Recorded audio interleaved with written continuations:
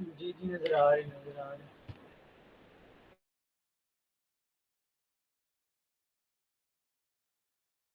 जी, बिल्कुल ज़ूम हो रहे हैं, हो रहे हैं।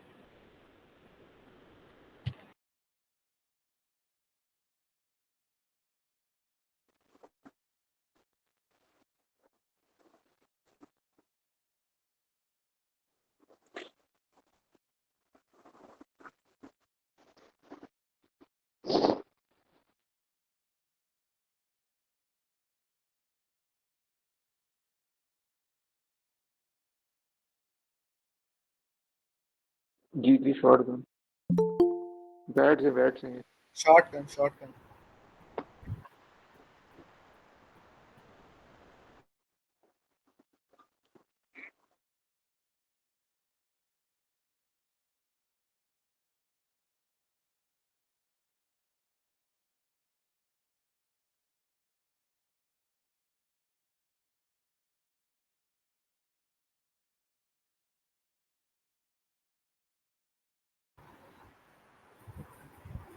यार शॉर्ट गन के अंदर आप पहले तो ये बताओगे ना कि इसका जो पैटर्न है वो कैसा है।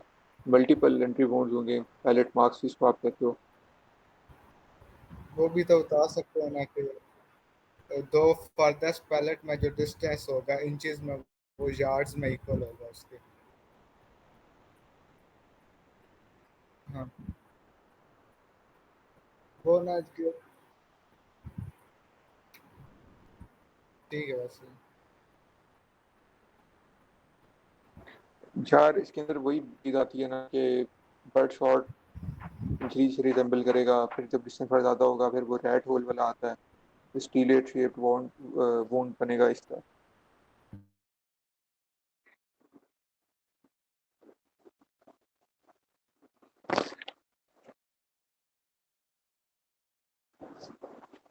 यार पिलेट बॉल्ट क्रोशे फिनोमेना ये होता है कि जब पैलेट्स पहले ना एक कॉम्पैक्ट फैशन में ट्रेवल करी होती हैं, ठीक है। अब क्योंकि अब इसमें ना कुछ आगे पीछे है, लेकिन जो आगे वाली बुलेट जो सॉरी पैलेट्स है ना, अगर वो बीच में अगर कोई हिंड्रेंस उनके आती है ना तो उसके साथ उनका कांटेक्ट होता है, तो जो पीछे वाली होती हैं वो अलग साथ टकराती हैं और टकरा के डिस्पर्स हो जाती हैं, मतलब कि रनिंग बिफोर द टाइम, यूं इसको कंसिडर कर लो।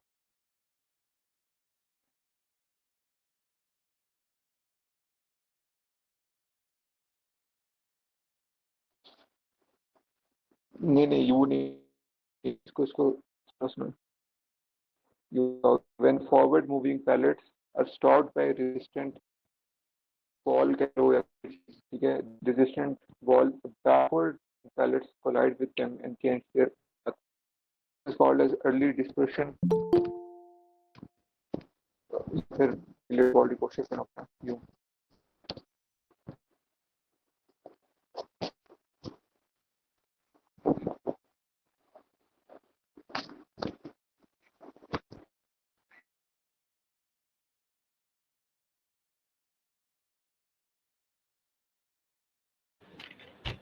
हाँ जी, बुलेट वेपन आएगा।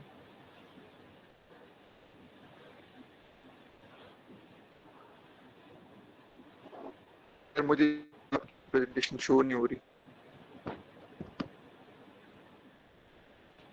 जी, जी, हो रही है।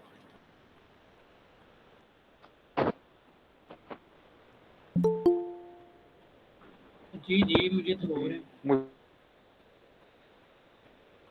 हो रहा है, शो हो रहा है, हो रहा है, शो हो रहा है।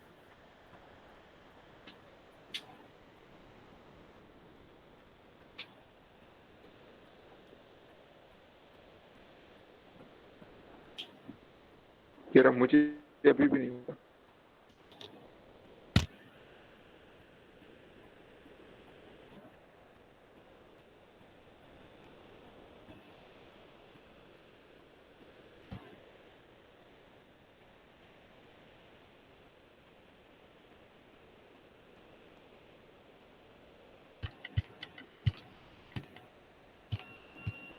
नहीं अब शो, हाँ अब हो रहा है।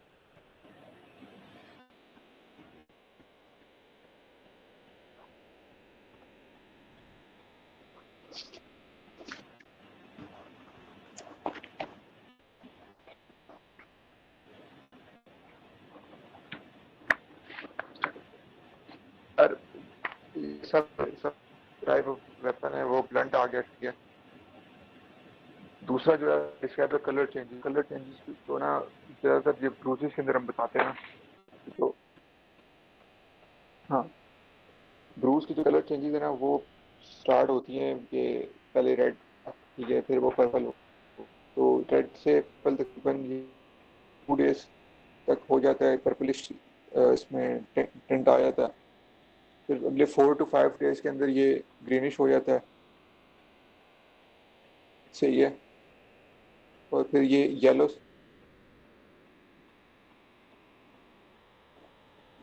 जी, रेड से पर्पलिश तकरीबन 2 दिन, ठीक है। यार ये शहबाज में जरा red to different. Purplish almost 2 दिन लेगा, ठीक है। मैंने तो एनआरएस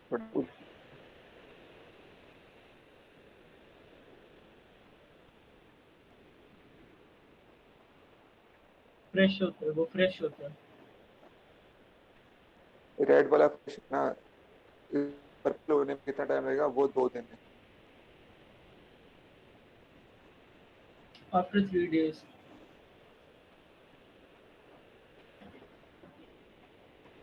हाँ जी। येलो उधर आफ्टर आ रहा 1 week। हूँ, आ रहा हूँ, उधर भी आ रहा हूँ, उधर भी आ रहा हूँ।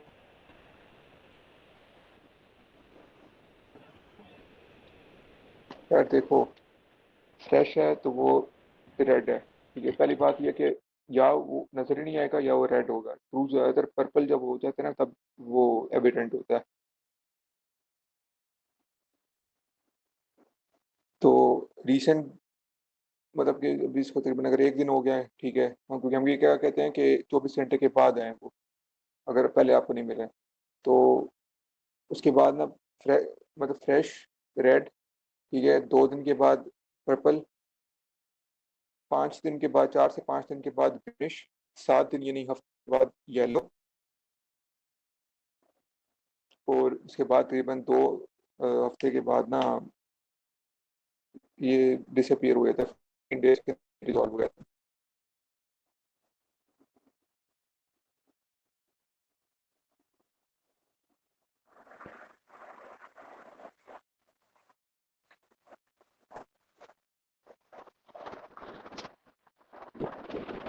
पर्पल, ब्लैकिश, फिर ग्रीनिश, फिर येलोइश, फिर डिसअपियर, यूं है ये।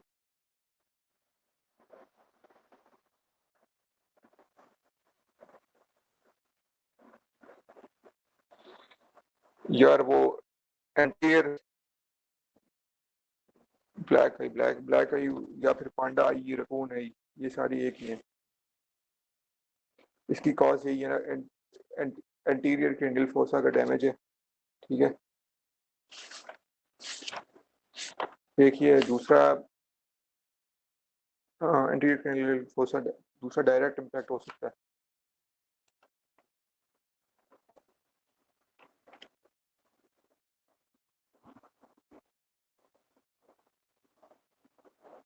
और वो हो सकती है काउंटर कूप इंजरी,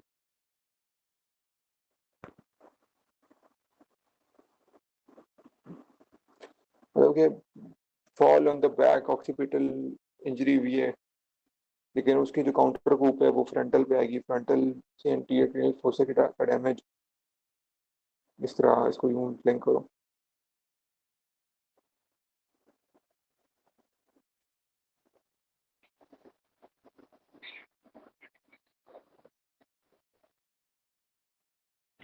ये राइफल फायर आर्म है। नहीं, ये राइफल है।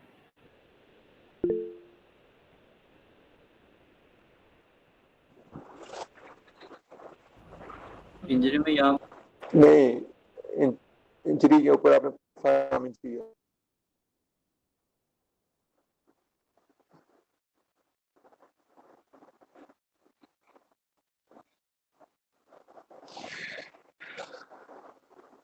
राइफल फायर आर्म, ओ भाई पहले सिर्फ फायर आर्म इंजरी है, ठीक है, दूसरे में आपने बताना है कि ये राइफल्ड है।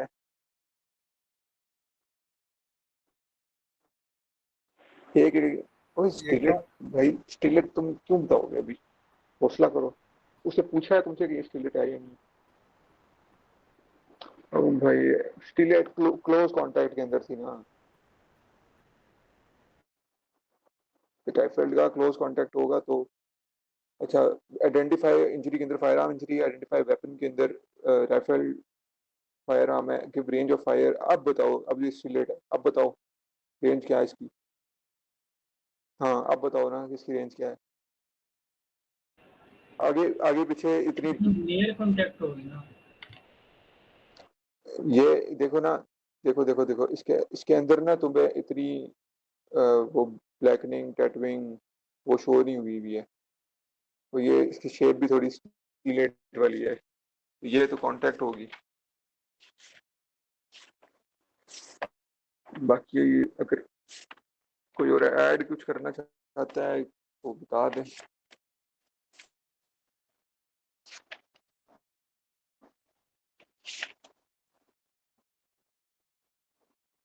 कर सकते हैं ना, कर सकते हैं। कांटेक्ट के अंदर स्टीलेट शेप होता है ना।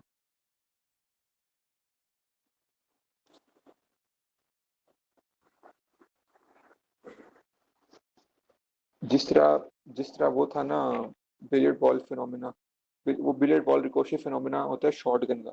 इसी तरह जो ये है ना रिकोशे, सिंपल रिकोशे बुलेट, ये होते हैं राइफल के अंदर। चेंजेस ट्रैजेक्टरी सिंपल, अपना पाथ स्ट्रेट की बजाय किसी भी चीज को टकरा कर इधर उधर हो जाती है। और जो रिकोशे फिनोमेना ना, ये बॉडी के बाहर भी होता है और बॉडी के अंदर जाकर भी होता है। बॉडी के अंदर जाकर कैसे होगा कि entry wound will not be parallel to, sorry exit wound will not be parallel to the entry wound. यूं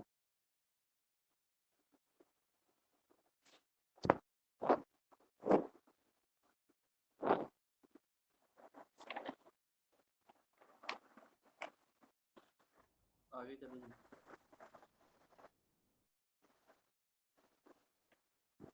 टाइम कम है, ठीक है, 5 बजे पहले खत्म करो।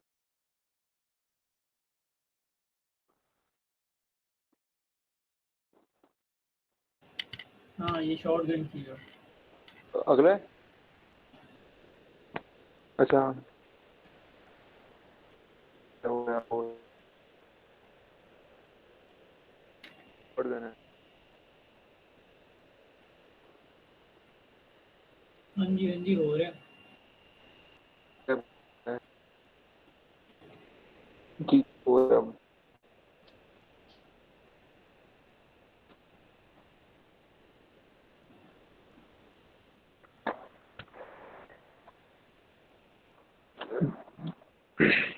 नहीं इसमें लिखेंगे ना कि पर नहीं नहीं नहीं इसमें नहीं, इसमें याद वो का। लिखेंगे ना यार के बस दो फर्देस्ट जो हाँ पॉइंट्स हैं उनका जो पैलेट्स डिस्टेंस की इंचेस तरह। में वो यार्ड्स में उसके डिस्टेंस के इक्वल होगा। हाँ इंचेस इक्वल्स यार्ड्स। यार फाइनिंग फिनोमेना को आप डिस्कस ना करो ना। वो फाइनिंग फिनोमेना नहीं, फाइनिंग तो वैसे भी होती है, फाइनिंग तो वैसे भी होती है। उसने कहा है कि आप एस्टिमेट कैसे करोगे। आप यूं करोगे the distance between two farthest pellets in inches is equal to the distance of firearm in yards from the body, यूं इसका।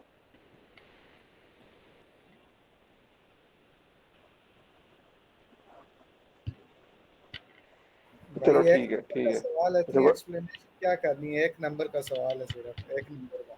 वही ना। जी जी जी। What do back spatter back हो जाए स्पैटर तो फिनोमेना, कांटेक्ट में फायर आर्म नेगेटिव होता प्रेशर है, जो होता है फर्म बैरल में। कांटेक्ट से नेगेटिव प्रेशर, बिल्कुल सही साहब, हाँ एग्रीड। कोई और।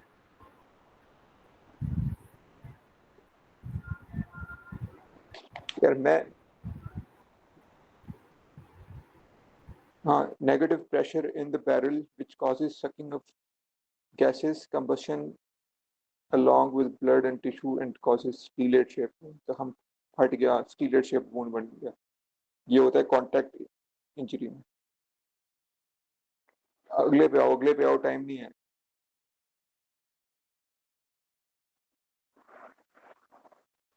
जी जी, एग्जैक्टली एग्जैक्टली।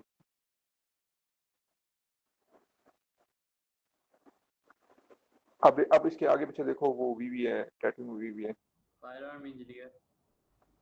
पहली बात यह है कि ये है fire arm injury. Shotgun rifle fire arm. नहीं, शॉटगन नहीं है। ये तुम लोगों ने कौन सी खोली हुई है? हाँ तो ये तो राइफल है ना, सामने नजर आ रहा है। मैंने असल में ना व्हाट्सएप पे को खोली भी है, तो मुझे मैं कंफ्यूज हो जाता हूँ तुम लोग। बस ठीक है मैंने वही खोला मैं, वही है फायर आर्म। अब इसमें टैटूइंग टैटूइंग हुई भी है, ठीक है। नियर कांटेक्ट है। हाँ ये नियर कांटेक्ट है, ठीक है, क्योंकि इसके नियर कांटेक्ट के अंदर सिर्फ ये याद टैटू रखो, तो होती बर्निंग है। होती है, और बर्निंग नियर डिस्टेंस पे नहीं होती। ब्लैकनिंग बर्निंग से देख लो।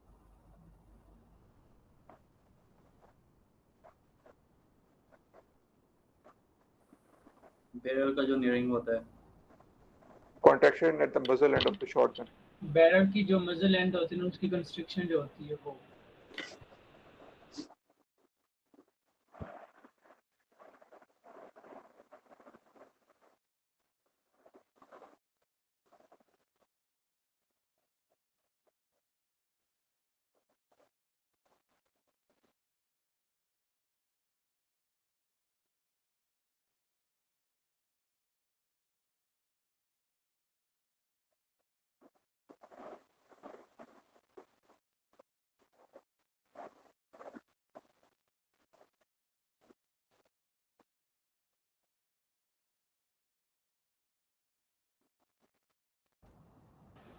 ये अब्रेजन तो नहीं आएगी? और लैसिरेशन तो नहीं आएगी, स्प्लिट लैसिरेशन।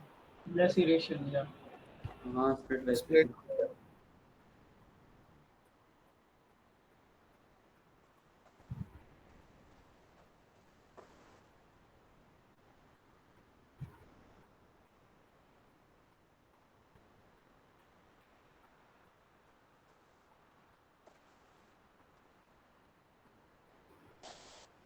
कौन सा है ये नंबर बोलो।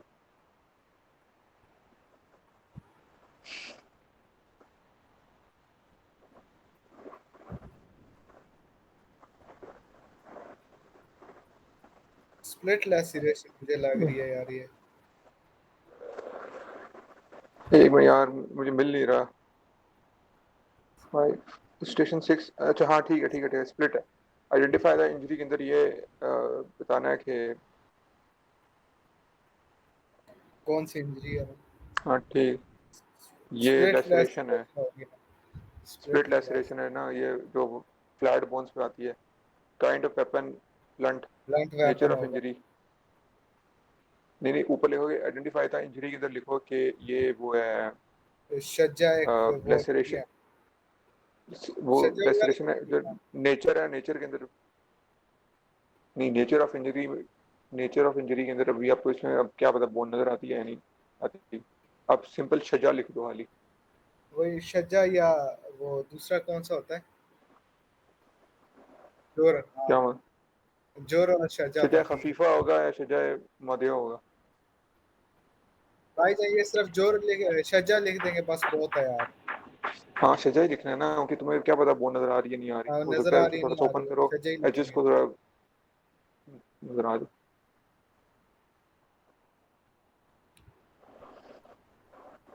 स्प्लिट सज्जा, लैसरेशन।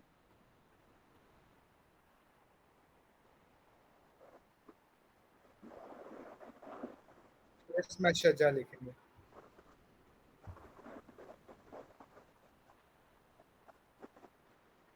इंसाइज्ड वुंड के साथ।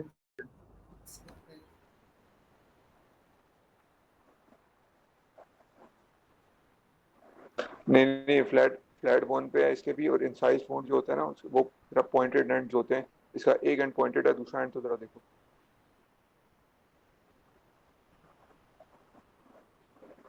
क्रश इंजरी है ये तो। क्रश।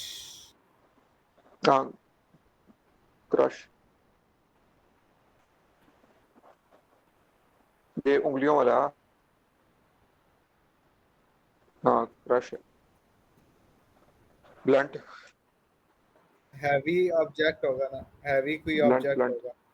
Blunt weapon, blunt. हाँ वही ब्लंट होगा ना।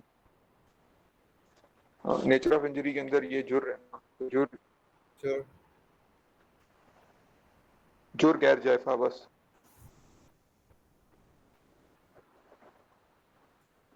हम्म।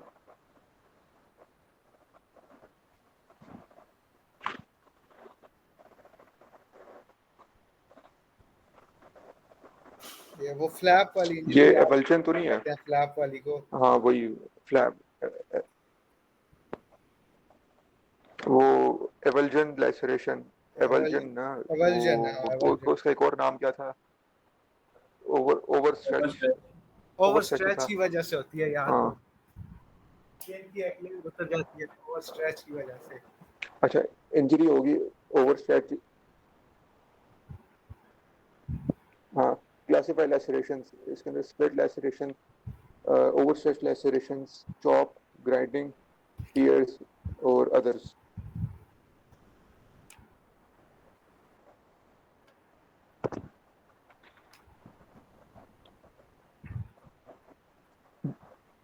यही आएगा, यही आएगा।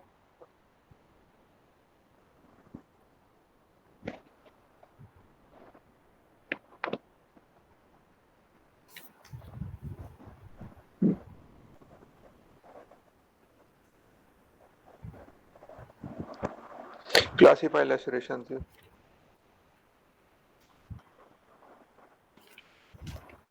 Split, over stretch, crush, chop, tears, others.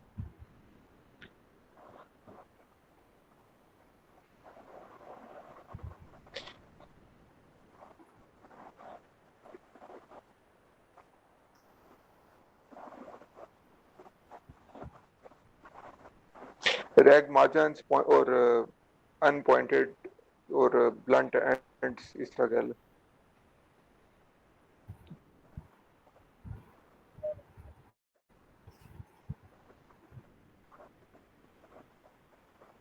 बस आगे चलो, आगे चलो।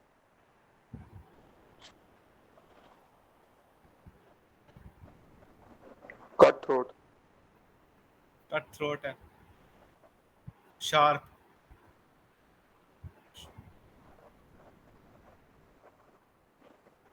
शार्प, होमिसाइड होगी ना।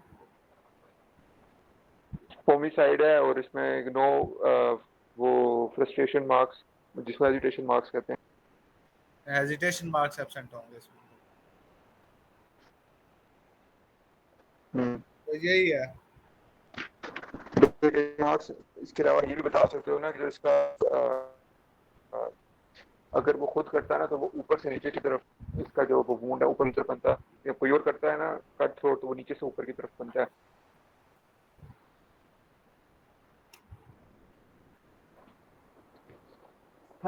सेल्फ इन्फ्लिक्टेड इंजरी है, सेल्फ इन्फ्लिक्टेड। ये हाँ सेल्फ इन्फ्लेक्टेड है और इसमें हाँ ठीक है, मल्टीपल ठीक पैरेलल वुंड्स होते हैं, हेजिटेशन मार्क्स होंगे, और इजीली एक्सेसिबल प्लेसेस में होगा, नो क्लोथ्स इन्वॉल्व होंगे। बस यही है। है। हाँ कुल।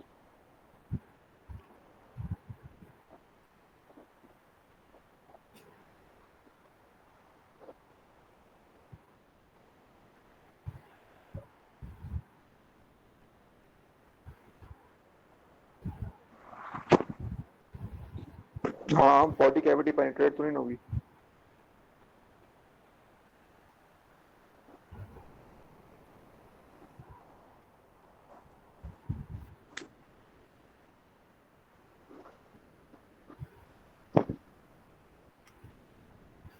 ठीक है।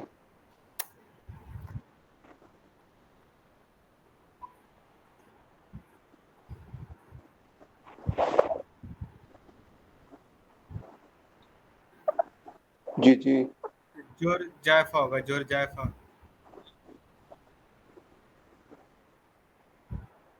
जोर जायफा।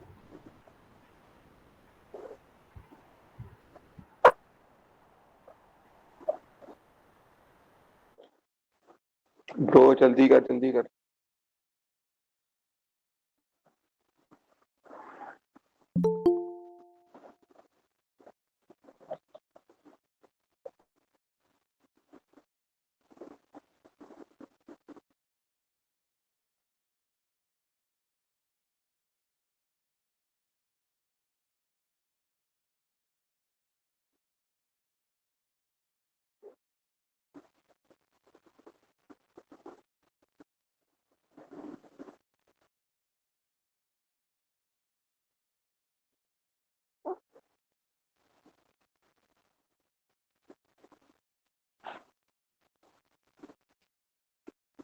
जी जी।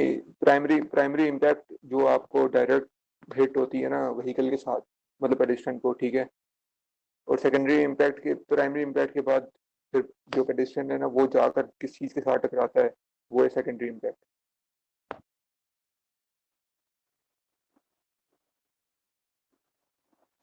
मैंने स्लाइड्स खोली भी, आपने बोला है तो।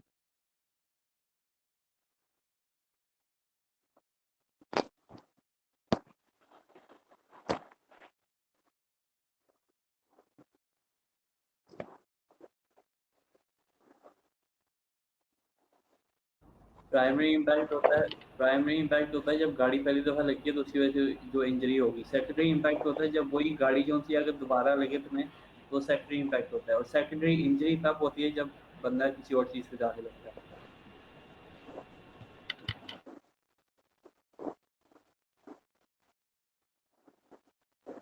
मैंने उसे सही बोला है। हाँ सही है।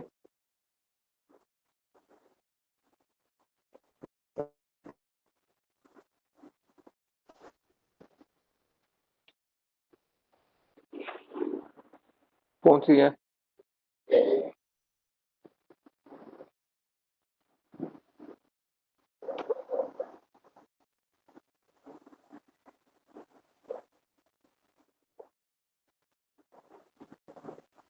मिल गया मिल गया।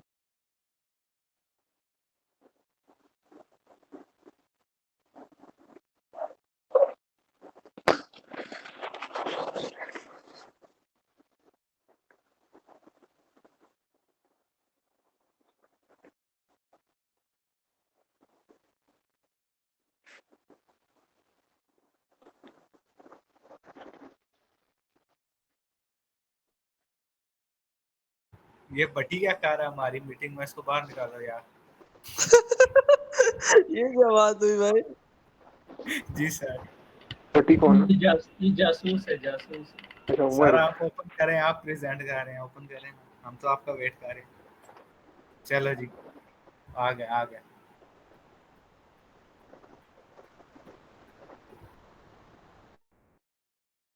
बस स्लाइड सारी यही थी साथ। हाँ हाँ। और सब ये फोटोज जो हैं, ये जो स्टेशन वाली, ये जो अभी दिखा रहे हैं, ये तो सेंड करिएगा साथ साथ। ग्रुप में भेजी हुई है। मैं बताता हूँ यार, इस तरह होता है ना कैडावेरिक स्पेज़म में, अगर ना कोई मतलब डाउन हो रहा है ना पर्सन फॉर एग्जांपल, तो वो ना कोई चीज़ अगर पकड़ लेता है ना, तो उसके वो वाले जो मसल्स है ना वो ना कॉन्ट्रैक्टेड स्टेट में रह जाएंगे और फौरन कॉन्ट्रैक्शन की स्टेट में एंटर हो जाएंगे। उसके कंपैरिजन में ना रिगर मोर्टिस का ना वो डिफरेंस आना चाहिए। रिगर मोर्टिस जो है वो 2-3 घंटे बाद आता है और कैडावेरिक स्पेज़म फौरन आ जाता है। कैडावेरिक स्पेज़म जो है वो वोलेंट्री मसल्स में होता है, यानी वोलेंट्री मसल, जैसी बात, आप कोई चीज पकड़ रहे हो तो वो वोलेंट्री मसल से पकड़ोगे ना, ठीक है। और जो रिगर मोर्टिस है ना वो पूरी बॉडी में ही आ जाता है वैसे ही ना, ठीक है। तो ये होता है। और इसके अलावा भी कुछ।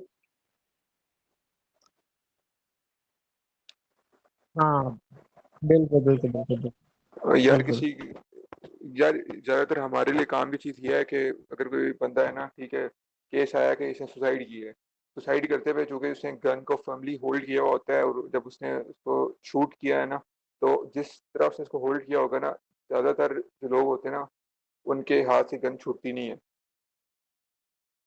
एक ये है। दूसरा ये होता है कि जब कोई मर रहा है, उसने किसी चीज को टाइटली पकड़ा हुआ है, वो फिर भट्टी वाली बात है कि वो फिर ड्राउनिंग के केसेस में आता है, किसी भी केस में आ सकता है। बस ये है कि अगर मरते हुए किसी बंदे ने ये हाथों में कैडावेरिक स्पैज्म जो होते हैं ना, ये बेसिकली लिम्स का होता है, तो जो राइगर मॉर्टिस है ना वो पूरी बॉडी का होता है।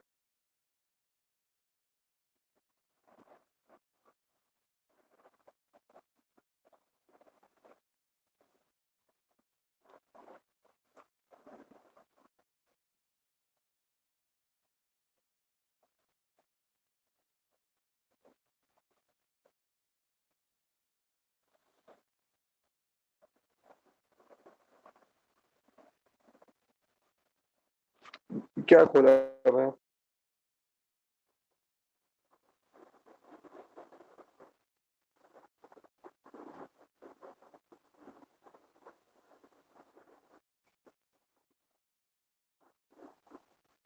तो फिर करने की क्या जरूरत है? नहीं, मैं बता दूंगा, अगर कोई रोला शोला हुआ बता दूंगा, हमने ये किया हुआ है।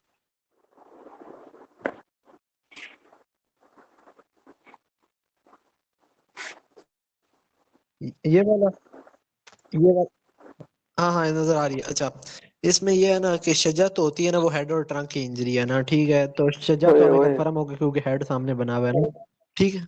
हाँ, ब्रोड क्या ट्रंक सजा हुआ? कहाँ हेड से आ और गया? ट्रंक की बात होती है, सजा होती सिर्फ हेड की है। सजा हेड और हाँ, हेड फेस एंड की फेस होती नहीं, है, की हेड और होती है। नेक भी बीच में, नेक नहीं हेड आती और ना। नेक भी बीच में थोड़ी सी आ जाती नेक है। नहीं कुछ होती। कुछ बुक, हेड और नहीं, कुछ फेस है। बुक्स में लिखा है कि नेक होती है, कुछ बुक्स में लिखा है नहीं होती। हमें खुद बताया था ना उन्होंने ना कि नेक कुछ बुक्स में लिखा होती है, कुछ बुक्स में लिखा नहीं होती, बट तो लेकिन नेक अभी तो है होती ही का हेड पेपर ना, तो देना है हमने। हमने एचबीएस का पेपर देना है।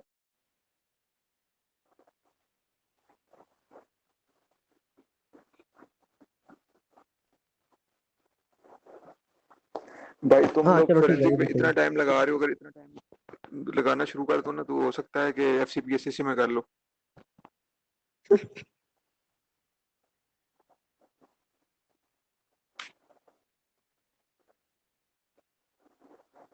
यार एक सेकंड हो रहा, ठहरो ठहरो ठहरो।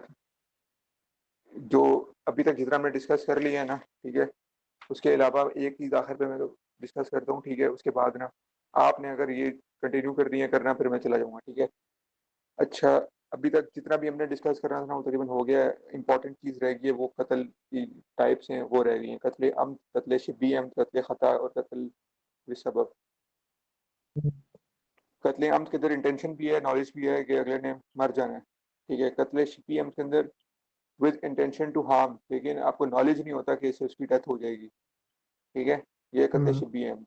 कत्ल अम्द में डायरेक्ट फायर आर्म, कत्ल शिब्बी अम्द के अंदर स्टोन या स्टिक यूज की है, हार्म करने की कोशिश की थी लेकिन अगले की डेथ हो गई है। कत्ले खता के अंदर ये होता है कि गलती से, फॉर एग्जांपल के एनिमल हंटिंग में होता है mistake of fact, for example किसी के कोई बीच में आ गया है किसी जगह पे, ठीक है, लेकिन इसमें यह है कि कत्ले खता के अंदर आप जो एक्टिविटी कर रहे थे वो इलीगल नहीं थी।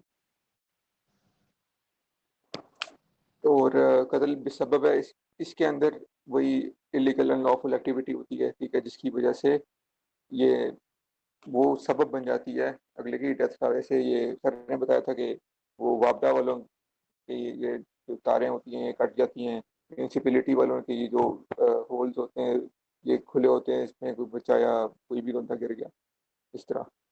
ये हैं चार कत्ले अम्द, कत्ले शबी अम्द, कत्ले खता और कत्ले बिसबब। बस, बाकी आप लोग वॉइस देख लो।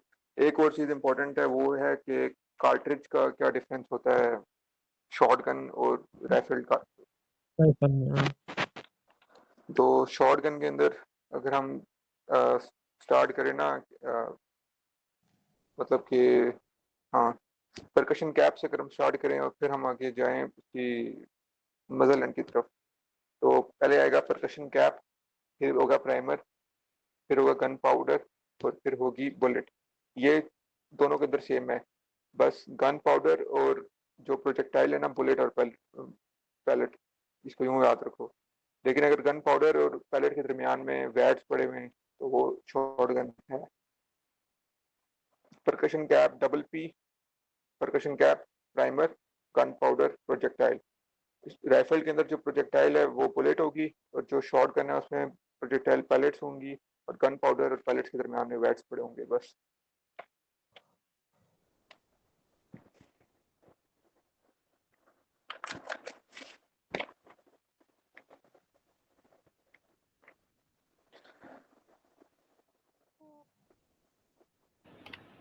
ओके सर, जज़ाकल्लाह बॉस। बस यार अब क्या करना है? हाँ ना, सारा हो गया। इसके अलावा इसके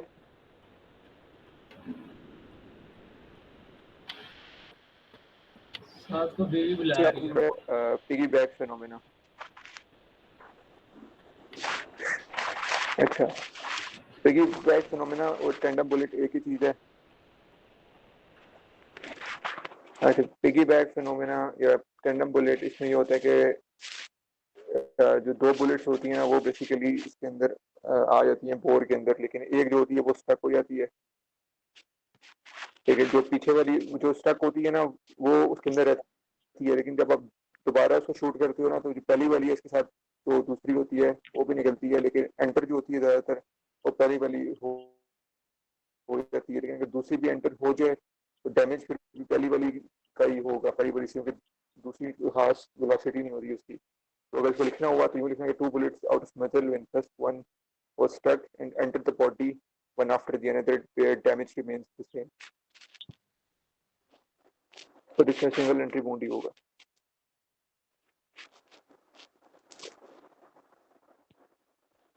और फिर कुछ फ्रेंजिबल बुलेट्स होती हैं, फिर फ्रेगमेंटेशन हो जाती है नॉन एक्सप्लोसिव बुलेट्स की बॉडी को लगने के बाद।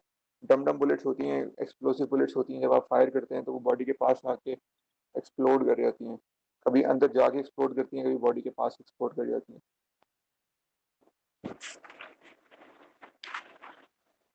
और टिमिंग में यार बस वो ये है, है सब। मतलब क्या कहते हैं कि बर्निंग किससे होती है पाउडर से, ब्लैक मतलब ब्लैकनिंग किससे होती है और चारिंग किससे होती है?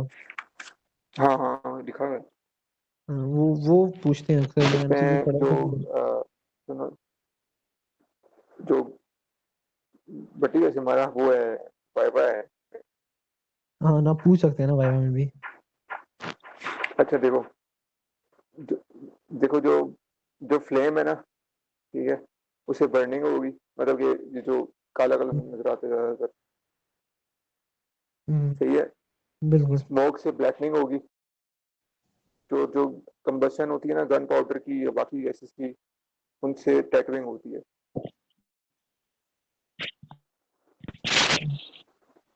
हम्म।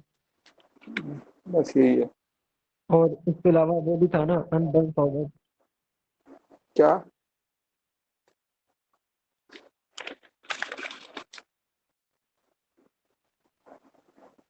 अच्छा अच्छा।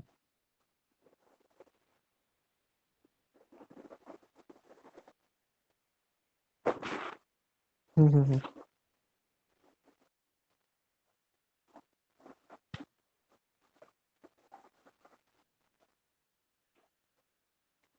हम्म हम्म हम्म हम्म।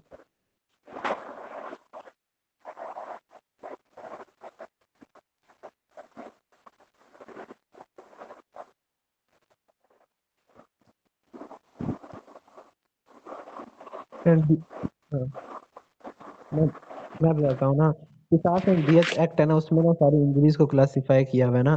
ठीक है, अब शुजा थी जो हेड की इंजरी, चलो हेड और फेस की इंजरी है। ठीक है, जो लिम्स और बाकी चीजों की इंजरी है ना, वो जुड़ कहलाती है। ठीक है, अब उसमें जुड़ जायफा होता है और जुड़ गैर जायफा होता है। जुड़ जायफा वो होता है जो ट्रंक की इंजरी होती है, और जुड़ गैर जायफा वो होता है जो लिम्स की इंजरी होती है। ठीक है, अब अगर उसमें डिसलोकेशन हुई भी है तो वो मुनक्किला कहलाएगी, डिसलोकेशन नहीं हुई भी तो वो हाशिमा कहलाएगी। ठीक है, तो ये है जोड़। और लिम्स की है तो क्योंकि गैर जायफा, और क्योंकि डिसलोकेशन हुई भी है तो मुनक्किला, तो ये कंबाइन हो जाएगा।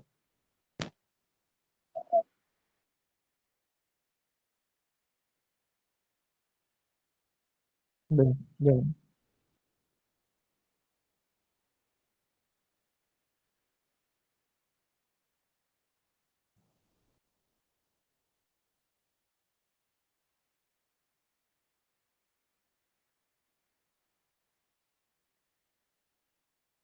हम्म, हम्म,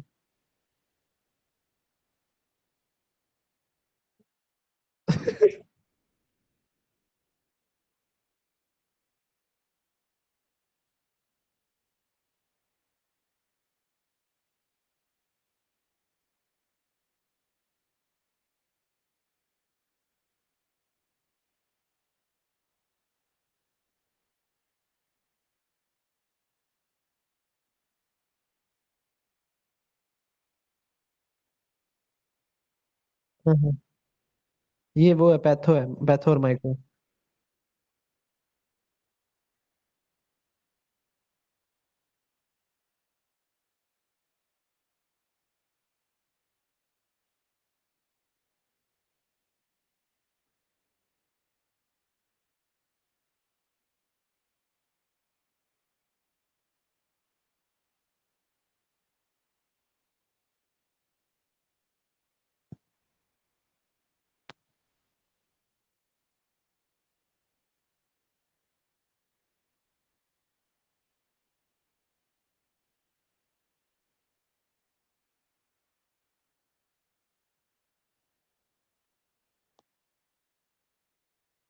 वो लिखा हुआ है list common methods of torture ही लिखा हुआ है। वो कह रहे हैं बुक से पढ़ना है।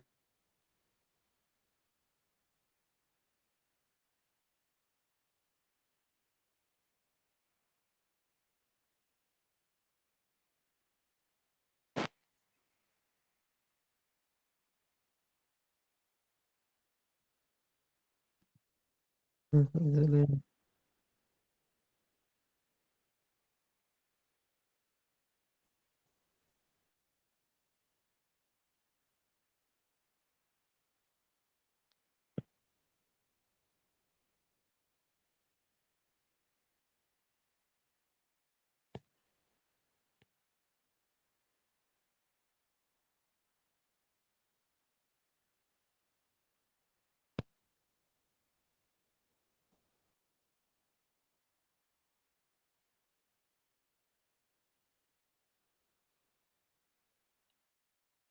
हाँ, इस्काते जुनून ये क्या होता है कि ना, ये पूरी टाइप्स होती है ना, ठीक है, कि इस्काते हमल, इस्काते जनीन।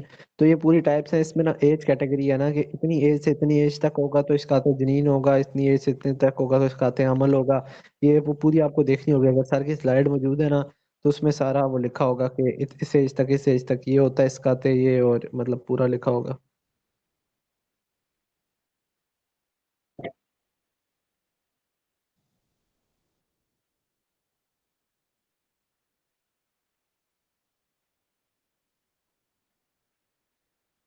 हम्म,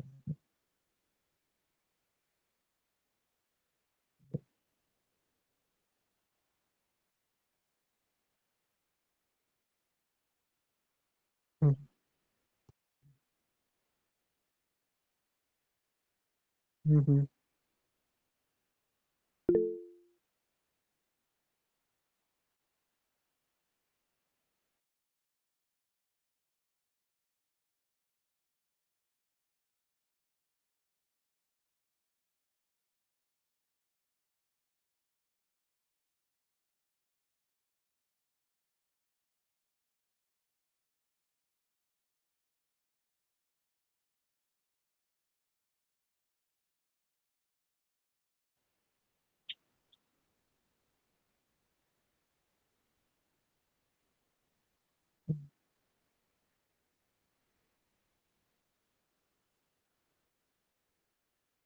बिल्कुल, बिल्कुल।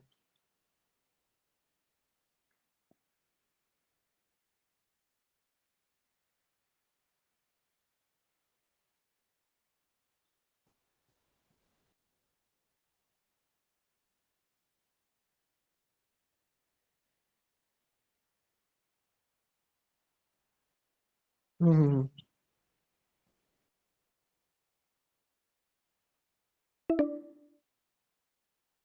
जी जी जी जी।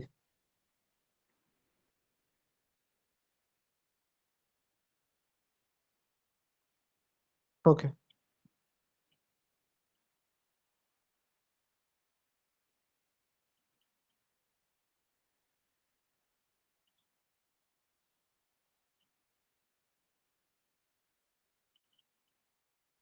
मैं बताता हूँ, मैं बताता हूँ। देखो, बिल- बिल्कुल।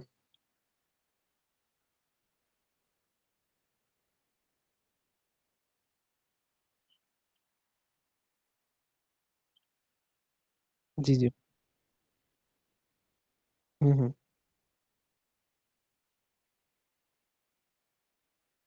हम्म,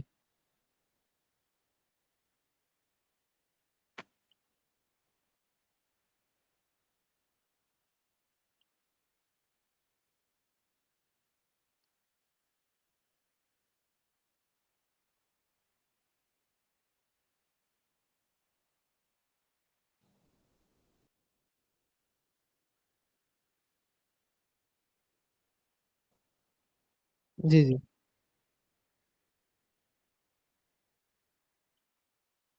जी जी।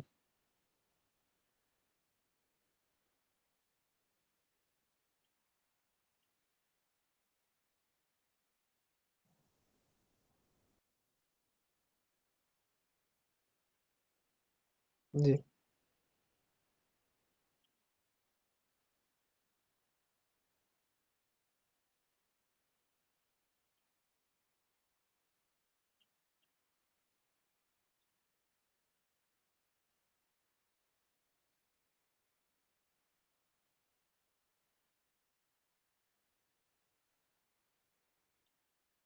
अर्श में ये मैं बताता हूँ ना, क्या कहते।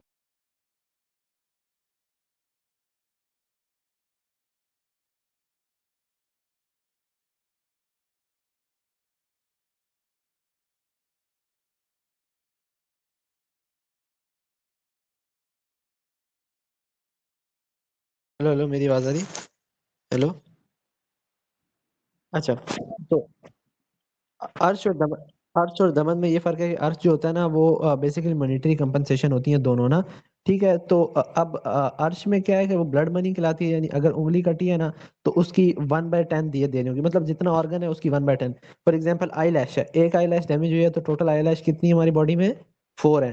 ठीक है, तो 1/4 उसकी ना उस पे लगेगी, अर्श लगेगी। ठीक है, अगर एक कंप्लीट ऑर्गन डैमेज हो गया तो उसका पूरा पूरी पूरी एक दियत लगेगी। ठीक है, तो उसे कहते हैं अर्शना। ठीक है, जो मॉनेटरी कंपनसेशन है। ठीक है। अच्छा, अब दमन में ये था कि कंपनसेशन होती है फॉर कॉजिंग हार्म। ठीक है, वो था फॉर कॉजिंग ऑर्गन डैमेज, यानी इस तरह ना। ठीक है, दमन उसके मुकाबले में सिर्फ हार्म है। तो ये थोड़ा सा डिफरेंस है। और दमन में क्या है कि वो डिपेंड होता है ऑन द मर्सी ऑफ जज। ठीक है, वो क्या कहते हैं, पूरी उसकी जो डिपेंडेंस होती है ना वो ऑन द मर्सी ऑफ जज होती है।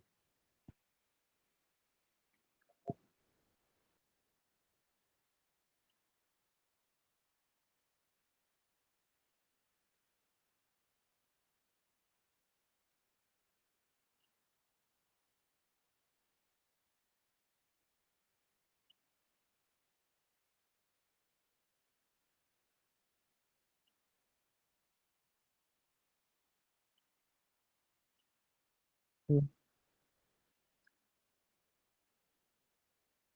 हाँ, ये आता है, ये इम्पोर्टेंट पूछा होगा।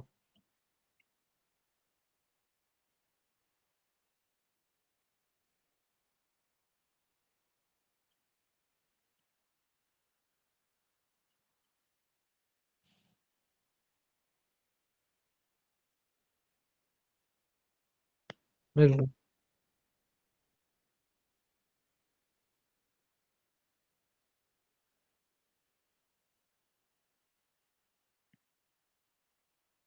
बिल्कुल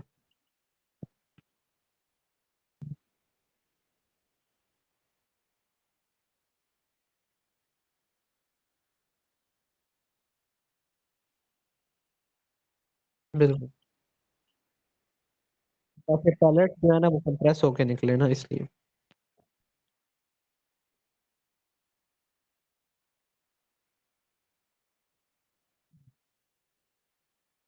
हम्म।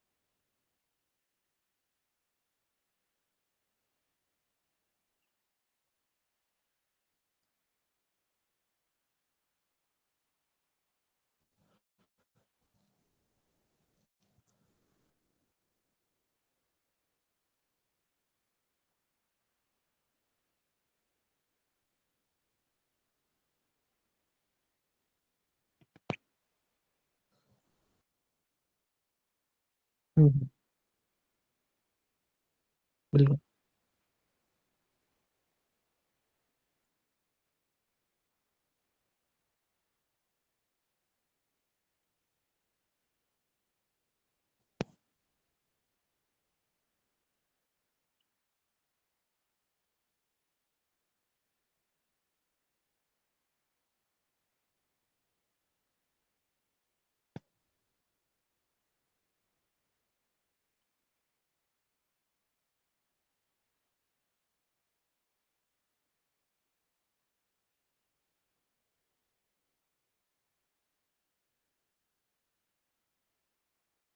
बिल्कुल।